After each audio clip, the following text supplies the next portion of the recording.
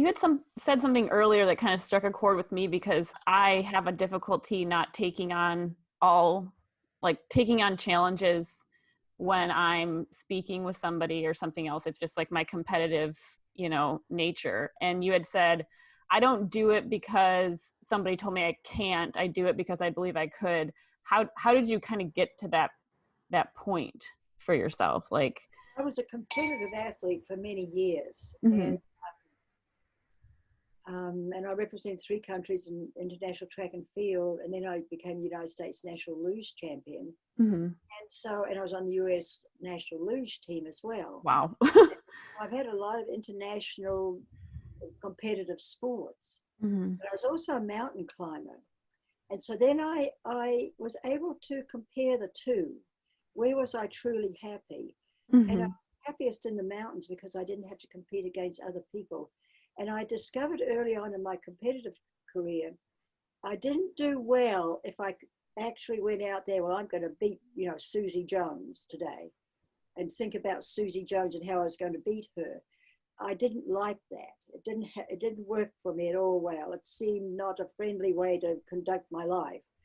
And so rather I would go out, okay, my best throw is say 180 feet. Now today I'm going to throw 185 and Mm-hmm. something like that.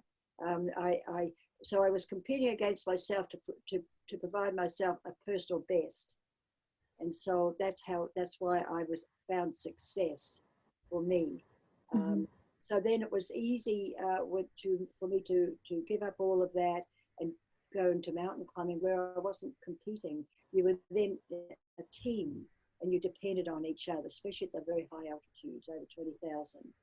And Mm-hmm. so, and I liked that teamwork. I liked that caring about each other. That was more me. And then I discovered that I didn't really mind my own company too much. If others couldn't stand it, I could stand it. Out on expeditions alone. And so Mm-hmm. that's why I took on the magnetic North Pole alone. Mm-hmm. And that was an interesting journey. That was a big learning experience. Do you want to speak a little bit about that, about the story of that, your gear and like the journey length and things like that? Well, I was really a female pioneer of sorts because Yeah. in 1988 there was nothing for women. Where was the sled? And I was wearing unisex clothes, and they forget that women have hips that men don't, and it wasn't a sled. I had to find somebody actually a Boeing engineer to design my sled, and find people to put something together that can stand low temperatures and a beating on that Arctic ice. So I had to discover all of this for myself. Not much to read on. Then you really couldn't go on the internet like you can now and pick up every little detail. Right. It was a totally different world. Mm-hmm. And so I had to figure it out, but that was part of the challenge. Mm-hmm. Afterwards, I realized how really fortunate I was that not only was I the first woman to do this, or first woman to solo any of the world's poles, which wasn't terribly important to me. It was more the challenge of figuring it out. And because I knew if I didn't plan well, because I've always believed that a plan with a goal without a plan is only a dream. You might as well forget it and stay home. You've got to plan well. So planning and just meeting the challenge of all those details that I had to figure out by myself. Then finally setting out among those polar bears with my dog Charlie was amazing. I have never been. People say, "Oh, you must be so brave to face up to polar bears." No. I am not a brave person. I was so scared. I didn't know you could be that scared and still stand up on your feet. I was terrified because I knew what would happen to me if a polar bear decided to go for me. Really, and Charlie at my side, or my rifle, my flare gun might not be of any use. I could be killed in the most awful way imaginable. Because they crush the victim's head when the polar bear hunts, and so it wasn't a pretty picture. So, but I learned that it's okay to be afraid and admit it, say it, but is how do you handle it? Yeah. How are you going to handle this fear? If you handle it in a wrong way, you're going to panic and you're going to just fall to pieces on it.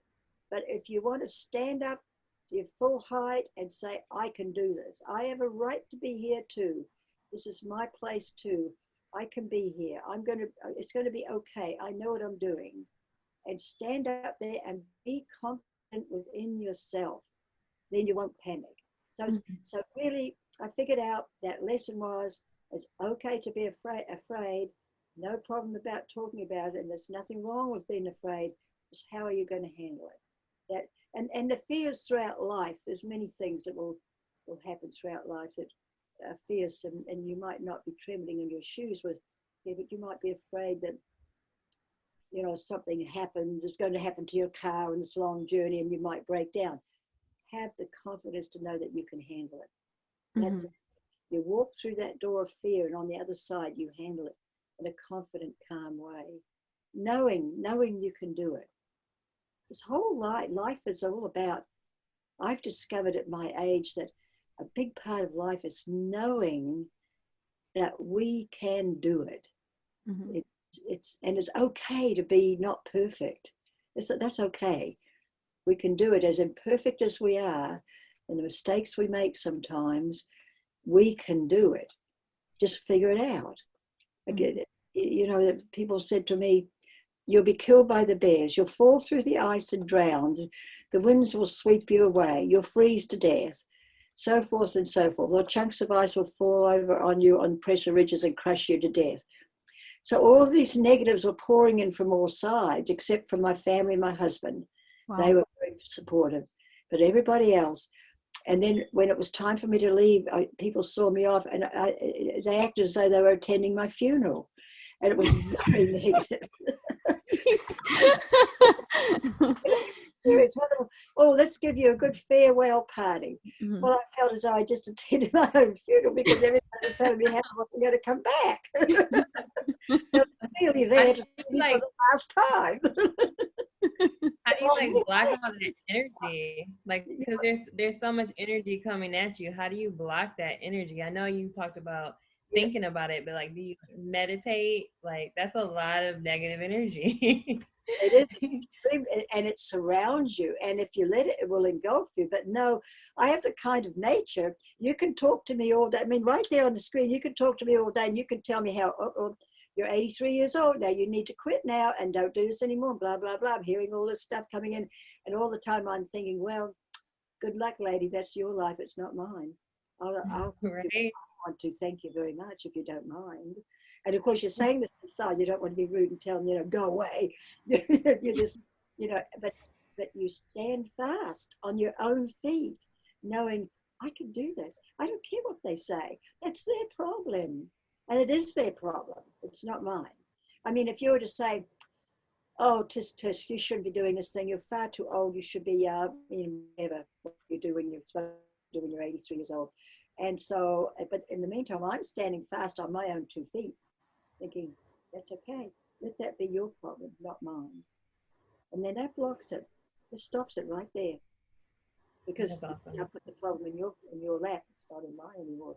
Your problem, you're going to worry more about my age than I do. So therefore, it's your problem. I don't have to worry about it anymore. Thank you very much. In fact, I have told people that. I said, well, you know, if you're worried about my age, why don't you stay home and worry about my age, and I'll go do it. Right? I was going to do my thing, and you got a handle over there, so you can worry about it. You're putting all of the negativity back in those people's lap. That negativity belongs to them. They said it. It belongs to them. It doesn't belong to me. You said it. It doesn't belong to me because I didn't take it. I give it back to you. It's in your lap.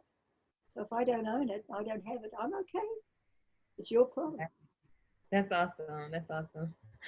So you did talk about a lot of stuff that you learned when you were growing up and when you were young, and that you were actually like track and field, and then did mountain climbing and stuff as you got older. Was there any other athletic sports that you were involved in? Well, I was a cross-country skier and a kayaker, so I was really a lot of sport. I was always very physical.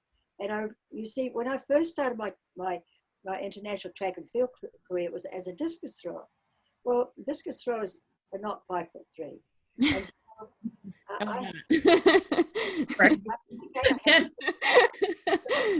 and so I talked to my parents about this. Well, they said, we'll support you all the way, but you're a bit on the short side, actually. And I said, I'll figure it out. And I figured it out. You see, if they work out, say 4 hours a day, I'll work out 6 or 8 hours a day. And when I started, it was society frowned on women who weight train. Oh, you might make a muscle somewhere. Oh. So what we did, my dad set up a gym in one of the big barns. We had 10,000 acres. It was a very sophisticated big farm. He set up a gym for me. I lifted weights in private, and I lifted weights and got very strong. And I naturally had a lot of natural speed, and I could do things that big 6-foot people can't do. And so I made up for things. And I threw over 200 feet, I threw 204 feet for number 8 in the world at one time. And so, which proves that, figure it out. And I knew that I had a huge disadvantage, about a foot too short. But hey, don't tell me the problem, I'll figure this one out. And I did. And so it's just, those are just so many lessons throughout life. When I look back on them, sometimes I can see why some people laughed and thought I was a bit daft, but I knew what I was doing. Yeah. That's awesome. And I do think women have the ability to think into things more. By experience. I think we do, if we allow ourselves to do it. But just remember, I believe every person who's created in this world is special unto themselves. We all have something special we can do. Find out what it is and then go for it. Really build on that. Right. Foot too short. So, okay, I've got other things that will make up for that. Arms, all that sorts of things, we'll figure it out.